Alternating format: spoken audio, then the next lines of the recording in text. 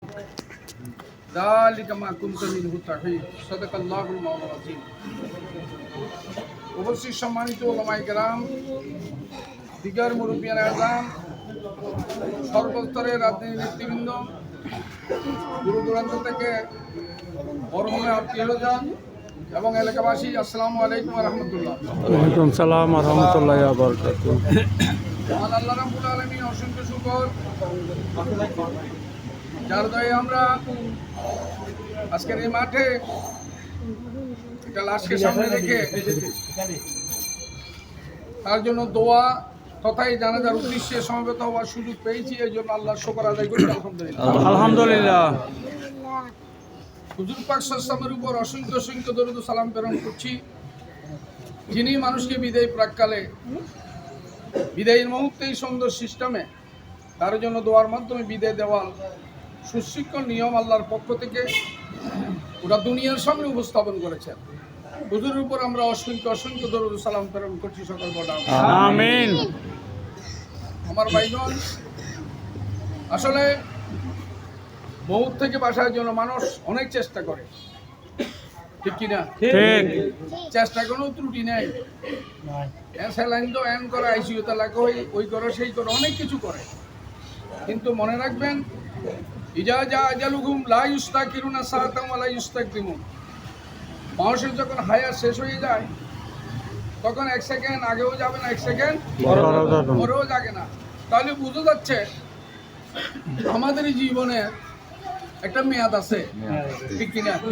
কিন্তু মেয়াদটা আমরা দেখতে পাই না। এই কথা আমি অনেক সময় বলেছি। বাইনা আইনাই হে, দুই চোখের মধ্যখানে কপালের উপরে শিলমোহর মারা আছে আমাদের। তো বলে এটা দেখা যায় না কেন? দেখা গেলে তো আমরা দুনিয়ায় করতে পারতাম না, ঠিক কিনা? কালকে মারা যাবো, আমি এখানে বক্তব্য রাখবো, এখানে আসি। পরশু মারা যাবে, বক্তব্য রাখবো না, কান্দে কান্দে বাড়ি শেষ। এই জন্য আল্লাহ রাব্বুল আলামিন গোপন রেখেছেন, সেটাও আমাদের জন্য নিয়ামত। আলহামদুলিল্লাহ। তবে কোন সময় আমরা এই পৃথিবীতে বলে যাবো, আজকে মবুল রহম আবুল খায়ের, যেটাকে আমরা খায়রুল্লাহ হিসেবে জানি, উনি চলে গেছেন। উনি চলে গেছেন, কালকে আমি চলে যাব, পরশু আপনি চলে যাবেন। এর পরবর্তী জানাজা হতে পারে এখানে সেই লাশ আমরা দাঁড়িয়ে আছি। সুবহানাল্লাহ। এই চিন্তা চেতনা নিয়ে আমাদের জীবনটা পরিচালনা করতে হবে, কারণ এই পৃথিবী থেকে যাইতে হবে আমাদেরকে। এই জন্য আবু বকর সিদ্দিক রাদিয়াল্লাহু তাআলা আনহু যখন অসুস্থ হয়ে পড়লেন, সঙ্গী বঙ্গীরা বললেন, আপনার জন্য একজন ভালো হাকিমের ব্যবস্থা করি। তিনি বললেন, না, আমি তো আসলে আল্লাহর কাছে ধরা করে চলে যাইতে হবে আমাকে, চলে যাইতে হবে আমাকে। এবং তিনি কোরআনের এই আয়াত তেলাওয়াত করেছিলেন, ওয়াজা সাকরাতুল মাউত বিল হক যালিকা মা কুনতা মিনহু তাহিদ। যে মউতের সাকরাত থেকে, কষ্ট থেকে বাঁচার জন্য তোমরা চেষ্টা করেছো, সেই মুহূর্তে তোমাকে ধরেই বসলো। সুবহানাল্লাহ। মউত থেকে আমরা কেউ রক্ষা পাবো না, মরতে হবে আমাদেরকে। তবে মনে রাখবেন, ইন্না লিল্লাহি ওয়া ইন্না ইলাইহি রাজিউন।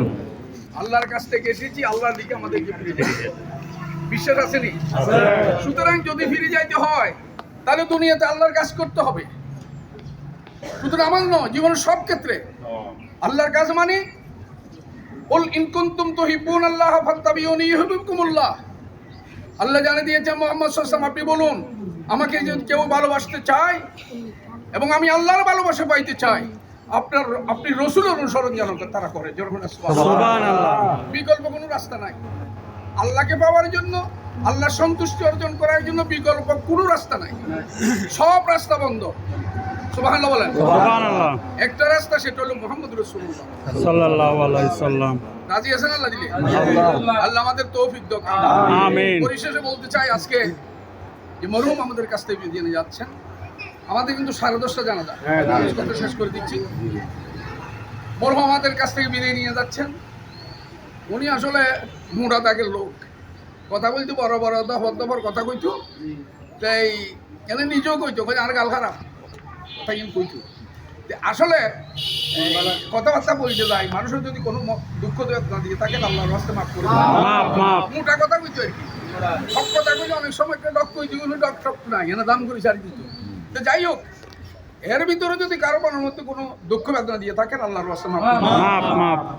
এই আল্লাহর কাছে দোয়া করি, দুনিয়াতে কোনো রকমের যদি উনিও কারণ মানুষ তো আর ইনসান মুরাক্কাবু বাইনাল খতাই ওয়া নিসিয়ান, মানুষ ভুলের উপর নির্ভরশীল, ভুলের উপর রয়েছে। আল্লাহ রাব্বুল আলামিন এই ভুলগুলো যেন ক্ষমা করে ওনাকে জান্নাতি হিসেবে কবুল করে। আমিন। পরিবারের সকল সদস্য তাদেরকে যেন সবরে জমিল ইখতিয়ার করার তৌফিক দেন, তাদেরকে যেন দিনদার আল্লাহওয়ালা ফরজগার হিসেবে কবুল করেন। আমিন। নিয়তটা শুনেন, নাওয়াইতু আন ওয়াদিলিল্লাহি তাআলা আরবা তাকবীরাতিস সালাতিল জানাজা ফরজুল কিফায়া আসনাউলিল্লাহি তাআলা ওয়া সাল্লাতু আলা নবী ওয়া দুআ লিহাযাল মাইয়িত ইক্তিদাইতু বিহাযাল ইমাম মুতাওয়াজ্জিহান আলা জিহাতিল কাবাতি শরীফাতি আল্লাহু আকবার। যারা নিয়ত না জানেন, বাংলায় শুধু এই প্রকারে খেয়াল করলে চলবে। আমি এই মানুষজন এই মুরজা জানাজা নামাজ সার্টিফিকেট আদায় করি, আল্লাহ তাদের তাকবীরগুলো আদায় করবেন।